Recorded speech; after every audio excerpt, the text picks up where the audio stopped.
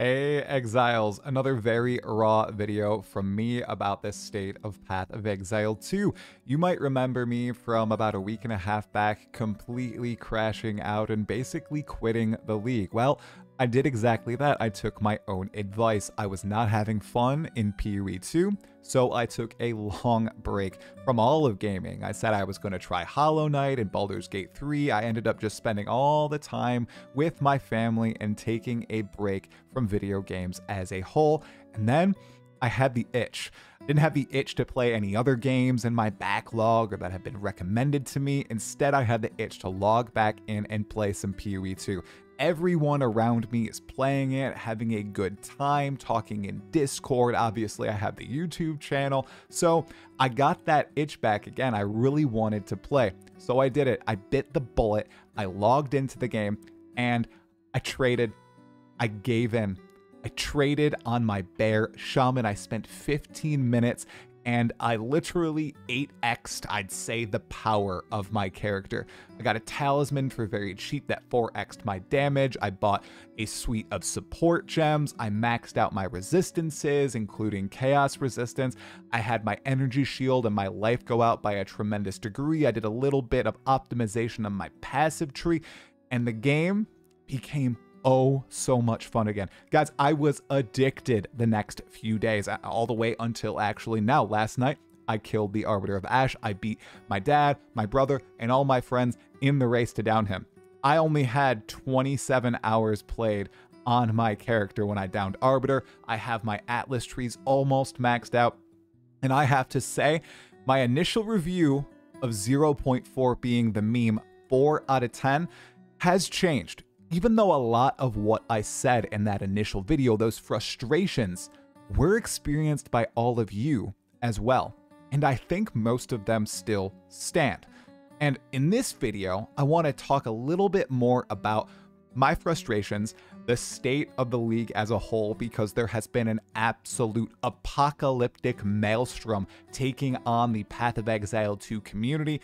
And I have a take that I think some people disagree with, but I can understand that it's a nuanced thing that's going on here. And just because you don't agree with my take doesn't mean I don't understand yours. And I'd also like to look a little bit at the meta of the actual league. I know I don't typically do those sort of videos, but like I said, I've been playing quite a bit more recently. I've played I think maybe 13, 14 hours in the past 3 days, sitting in Discord, chatting about the game with my friends, and it has been a blast. So if you'd like this more laid back, chill video talking about this smattering of topics, make sure hit the like button, you guys, subscribe to the channel, and leave a comment below. It really helps push the video out to more exiles and spread the word of positivity. Yeah, because I was quite frustrated with PoE 2 during that video. And as I talked to more people and I read more comments, I realized that that was an important moment for the channel.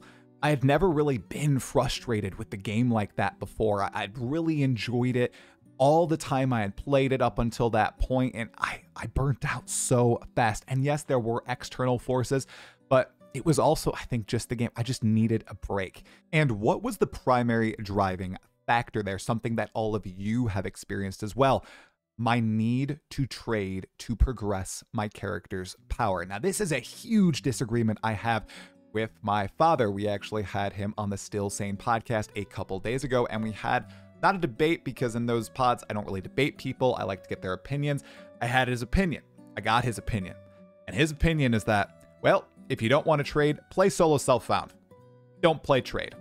And if you play trade, don't complain about trading. That's essentially his take. And a lot of people agreed with him. They completely agreed. And I didn't really voice the problem there that my dad really doesn't experience anymore, that I think some people might not experience with me either. I can't just play SSF. I'm looking for a middle ground here. And it's a video I'm going to release in a few days. It's about the hump in Path of Exile 2. I don't have the time to play solo self-found, to not use trade at all. My problem comes up when every single system works against me and I just have that huge unlucky streak. This type of problem sometimes occurs in Path of Exile 2, and for me, my first time encountering it was in 0.4, but many of you talked about encountering it in 0.1, 0.2, and 0.3, and me finally having this happen in the flesh and experiencing this same sort of frustration. You get so much more satisfaction when you are not just relying on trade to build your character. Seriously. When you get a lucky drop, when you get the support gems, when you do something yourself, you feel better about it.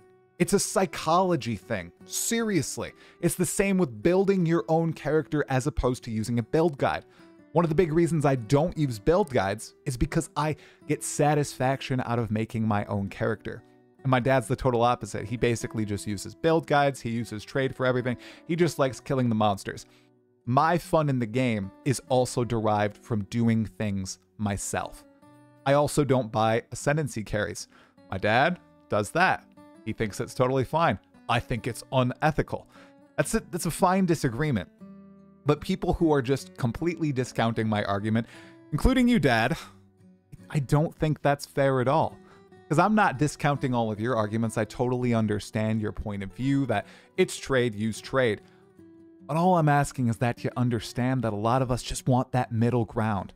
And there are some edits we think grinding gear games can make to the systems, to drops in general, that'll smooth progression out and allow players a better experience, no matter the type of character they're playing through the campaign and into the end game. We don't want the game to play itself for us. Not at all. We just want smoother progression, and I'll release a video on this in the upcoming days. My other problem? Bugs and crashes. Well, I'm still getting crashes. Unfortunately, I crashed during a Citadel boss fight, and it counted at me as not beating the map, but I did get the fragment, so I could kill the Arbiter of Ash at the end of the day. But many of the bugs that I was encountering with the Druid, they ironed those out while I wasn't playing, so now the Druid, everyone, smooth as butter. I have only played the Bear, and it is phenomenal. This is the perfect class fantasy. It is everything that I wanted the Druid to be, at least in Bear form right now. I still gotta try out Wolf and Wyvern, and this is combo gameplay done right. It's not too many buttons, it's not too few buttons, and all of my buttons feel useful. The combos together are satisfying and rewarding. Visually, they're satisfying, and damage-wise, extremely rewarding. You do tons of damage with this stuff if you weave everything together, and there are a variety of combos available. My only ask is that they continue to build this out with the Druid and animal forms, and we get more animal skills in the future, and they go back to other skills, especially those on the mace, and do what they did with the Bear, with the Wolf. They need to make other combos as satisfying as this set of skills are in PoE 2. It's proof that combo gameplay, if properly rewarded, will be enjoyed and used by players. It's good. It's just good. I don't have anything else to say beyond that. The Druid is great. The bugs being gone, awesome. Please fix the crashes. Oh, and the load times. The load times are ridiculous. I have a top-end computer. My load times are still wild. Yes, I have cleared my shader cache. Yes, I've done all the things suggested. Still not great performance or stability-wise. So hoping all that stuff gets ironed out soon. Two more things I wasn't enjoying that I'd like to readdress now in this video. The Fate of the Val Temple, the Atziri Temple League mechanic. Still, guys, it's too complicated. You gotta go on unless you want to do a lot of self-experimentation, which I unfortunately do not have a ton of time for it. You gotta go look up strategies to optimize your temple, or just not really engage with it, or just be fine with running through it, killing Architect, and trying to get to Atziri. There's a bunch of good strategies online now. It is the best currency per hour you can get in the game, and I'm talking raw currency and divine orbs and Course locks and jewelers and all that sort of stuff, not actual gear pieces and the like. That's what you want to do. There's tons of stuff online. There's the snake strategy, all that sort of stuff. I'm not really engaging with it. I'm just doing it to try to fight Atziri at this point.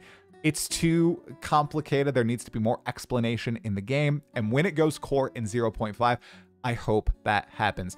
They need to not do what they did in PoE 1 for many years. They need to learn from that mistake. They have to tutorialize these sub-games within their game, or else the game will get so bloated, so convoluted, so confusing for new players, they will be too intimidated.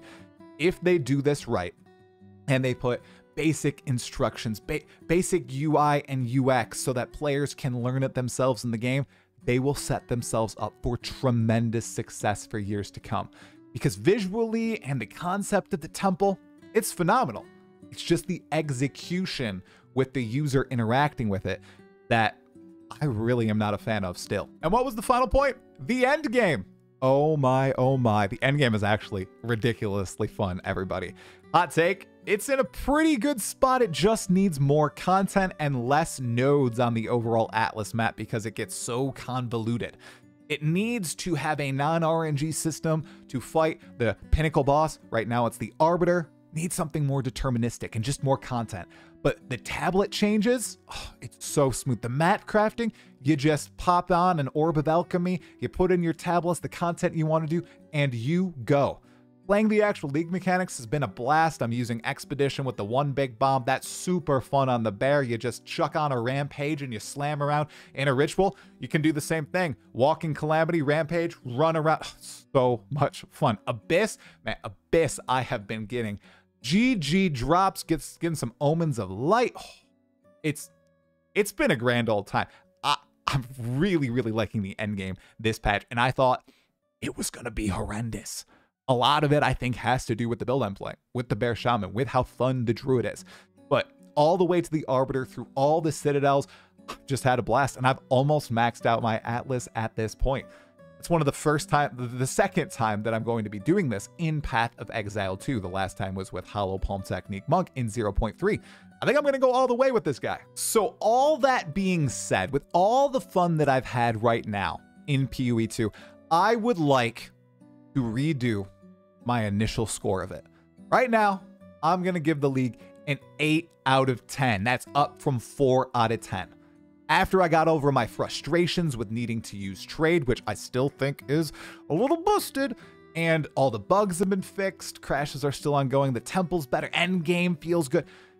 I think, yeah, 8 out of 10 is pretty fair from my perspective at about 30 hours in at this point. Like I mentioned before, I'm going to release a set of videos about my critiques of the game and where those frustrations are really coming from and how I think grinding your games can resolve them in the future, but that's not this video. Now, we got to talk about both the meta of 0.4, which is pretty interesting and diverse, and then, of course, the whole Holton Val Temple debacle. Let's take a look at the current meta over on PoE Ninja. Remember, this is an aggregate of the top 103,309 characters in the league. This is sorted by XP, of course. This is the Ascendancy breakdown. Let me tell you, I have the other leagues up right here on these tabs, and this is more diverse than ever before. We have Pathfinder at 17% of characters, Oracle at 16, Blood Mage at 12, Shaman at 12, and Disciple of Arashta at 6. And then we have a set of others that are tied at 5 and 4%. Pathfinder at 17 is pretty basic. This Pathfinder, it was revamped for 0.4, and some popular content creators like Fubgun released some very strong, easy to create and clear map builds with the Pathfinder, including the build that my dad is playing. It's Poison Burst Arrow, I believe. This is just a very smooth progression. It's very powerful. It's good in all content. That's why people are playing it. It's like the Deadeye of 0.3, essentially. And then we have the newness. We have the Oracle and the Shaman, which are, yes, new Ascendancy classes brought in with the Druid. That probably is leading to why so many people are playing them. But I think both Oracle and Shaman are also just very powerful in endgame in general. And it's really interesting because there is a pretty good split between all these top classes. If we go back to Dawn of the Hunt, when the Amazon was introduced, well, when the Huntress was introduced, you can see at week 3, which is where we are currently in 0.4, Amazon was at 37%. Ritualist was down at 5%. A lot more dominant this league compared to this league, which has a lot more diversity. It's so awesome to see. There are only 3 new classes in the top 5, including this Disciple of Varashta, which a lot of people have been enjoying the gameplay of. It's also a great starter. Maybe this will continue to wane and wane as time goes on, but there's just a lot more variety in what people are playing compared to Dawn of the Hunt. This is when Lightning Spear was taking up the top of the ranks. And then if we go to 0.3, there was no class released in 0.3, but at week 3, we had 33% on the Deadeye, 15% on the Blood Mage. Just going back to Fate of the Vow, look at that split. It's absolutely phenomenal. And then if we look at the bottom, it's also interesting as well. The bottom 3, I don't really want to count Abyssal Lich. It's the unlock, the special Lich ascendancy you get for killing the Pinnacle Abyss boss. If we look at the bottom 3, Chronomancer, Acolyte of Chayula, and Gemling Legionnaire at 0.2%. That is just wild. If we go back to Rise of the Abyssal, we have Smith of Katava, which is now up quite a bit in 0.4, Gemling Legionnaire, and Acolyte, and then Chronomancer. So these consistently are at the bottom. If we actually go back to 0.2, we've got Acolyte at the bottom, Chronomancer there, and then, wow, Pathfinder was 0.7%. See, that shows how much a good rework on an Ascendancy can do. And this is something that I'd really like to see Grinding Gear Games continue to iterate on. I'm so happy to see that we had the Smith of Katava completely revamped for 0.4 and then the Pathfinder as well. They should keep looking at these low ascendancies and keep boosting their power or just revamping how they play entirely. Would like to make a big note here in 0.4, the Acolyte of Chayula, the power, the actual numbers of the nodes were increased by a great degree, double in some cases this league. However, the mechanics of the Acolyte of the Chayula just are not compelling. People don't necessarily like the gameplay. So I do expect there's to be some sort of revamp there for Acolyte of Chayula, maybe for Chronomancer as well. I do think we'll always see a dominance of a sword atop 1-2 ascendancies because lots and lots of people that are at the top do rely on the top build makers to curate their builds.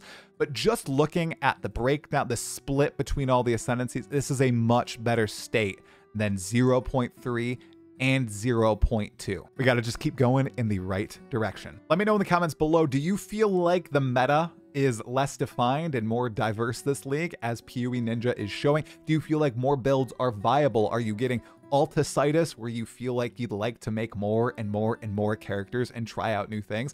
I know that I definitely want to try out a wolf this league if I have the time. It looks like so much ridiculous fun. But if I don't have the time, I guess it's always available in 0.5. Okay, now let's talk about the busted state of the economy in 0.4, because this has been a pretty spicy topic as of late that honestly I'm not giga educated on, and I just wanted to throw my hat into the ring on it. So what you're looking at right here is the value of the Divine Orb in both Exalts and then Chaos Orbs from the start of the league until now. You can see that inflation, especially starting on the 26th, hit hard, especially on the Chaos Orb, a little bit less so on the Exalted Orb. Now, this has been infuriating a lot of the player base who are essentially saying that their currency that they farmed in maps, it's being devalued. They're being priced out of buying key items to their build, rare items, unique items, crafting currencies they can use to make their own items and the like. And a lot of this is due to an exploit that was found to do with Atziri's Temple to generate temples and test a lot of different strategies very quickly using an area in the interludes, Holton. This has been patched at this point, but the damage is already done, okay? If you go back to Rise of the Abyssal and look at the value of currencies, on top this time is Chaos to Divine, and then Exalted to Divine is on bottom, you can see it took much, much longer to get to the levels of inflation we're at today. This league released on August 29th, and we don't get to the levels of inflation we're at today for Exalted Orbs until about October 2nd. And then looking at Chaos Orbs, we never get there. We never get the height was 77 Chaos Orbs. We are already all the way at today.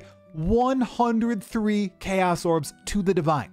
And that is because the extreme amount of currency that has been pumped into the economy by people making the perfect temples very, very quickly who were using this exploit. Now, I know people are pissed, and I totally understand that.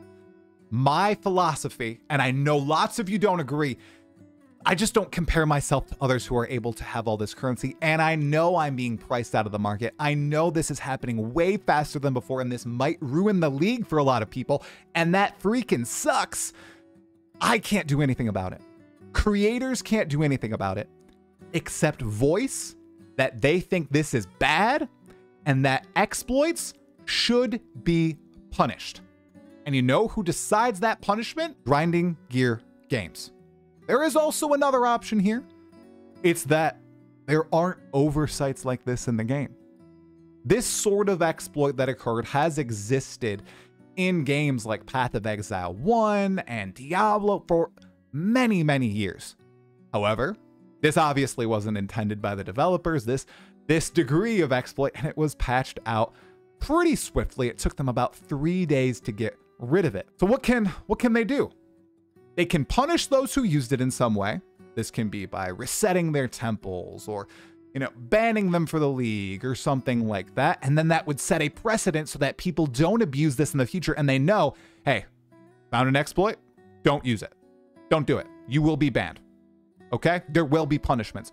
Or they can do what they've done many times in the past in Path of Exile 1. There hasn't been many instances of this in Path of Exile 2 yet because there's only been 4 releases. People just don't get punished, and it just gets patched out, and the economy gets kind of busted. And personally, I think it's an exploit. I think Grinding Your Games needs to define the terms and say exploits are punishable. We will punish people who do exploits, and then in the future, should be less exploit abuse, shouldn't destroy the economy as badly, so that it's not affecting all players. However, I'm just being realistic. I just don't see that happening. I don't. I'll voice my opinion, but I don't think lots of other people are doing the same. And given what they've done in the past, Grinding Your Games does not ban, does not punish for stuff like this, which I think they may view, and this is just my opinion, as clever use of unintended game mechanics. Does it suck? Yeah. Does saying it suck and yelling at people about it sucking, does it change anything? No. Which is why I personally am just going to play if I continue to have fun. And if I stop having fun, I'll do what I said at the beginning of this video, and I will take a break. That's it. Now, to make sure this is a little productive, I have seen some people give advice to those who are very frustrated by this. And that advice has been farm other things. Don't farm the temple. Don't farm raw currency unless you've perfected your temple, which you could do very fast with the exploit, and will take a little bit longer to set up the temple nowadays, or maybe not, because now there's a little bit of a temple buff. If you're running T15 6 mod maps, maybe you'll be able to build it faster. But the big advice, if you don't want to try to be in the rat race for divine orbs and chaos orbs and other raw currency, farm other things that you can then trade for that currency to then trade for the items that you want. So do Abyss. Look for Omens of Light. Farm the trial to suck my arse, okay? To get jewels and urns and all that. Target farm certain pinnacles like the Arbiter of Ash to get those 5 divine gloves that'll probably be 10 div by the time this video is out. It's also very true that many pieces of gear are still affordable, and these are powerful pieces of gear. With async trade, the market is flooded with tons of items that'll be improvements over what you currently have, unless you are in that top few percentage points of players. The only things that are really experiencing massive inflation due to this are top-end pieces of gear and then crafting currency and all that sort of stuff. Many pieces of gear, whether it's unique items or rares, that will be net improvements to your character, totally viable in Exalted Orbs, in Divine Orbs. And if you are starting the league today, next week, 1 month, you're probably going to be fine due to how async trade works. All the players who have left the league, that quit week 1, day 2, but listed stuff, all that stuff is still online and up for grabs in the market. Or, like my dad said, if this makes you mad, just play SSF, son. that's what you gotta do. All right, Exiles, I wanna know your thoughts. Leave them in the comments below. Have you quit the league? Are you playing several hours a week? Are you playing a couple hours every night? Did you never play the league and you're just keeping up with the state of it via my videos? I wanna know, everybody else wants to know. Make sure if you wanna see more of this content to like the video, subscribe to the channel, and watch another video on screen right now, maybe one of the podcasts that I've released, or you can go laugh at how pissed I was about 2 weeks ago about Path of Exile 2. It's a funny video to watch back now, though I stand by a lot of this stuff. I probably just chill out a little bit more before I do another one of those giga frustrated videos. All right, everybody. I hope you have a wonderful new year. I hope you had a Merry Christmas. I will see you all very, very soon. Stay sane and have fun. I'm sure this will go well.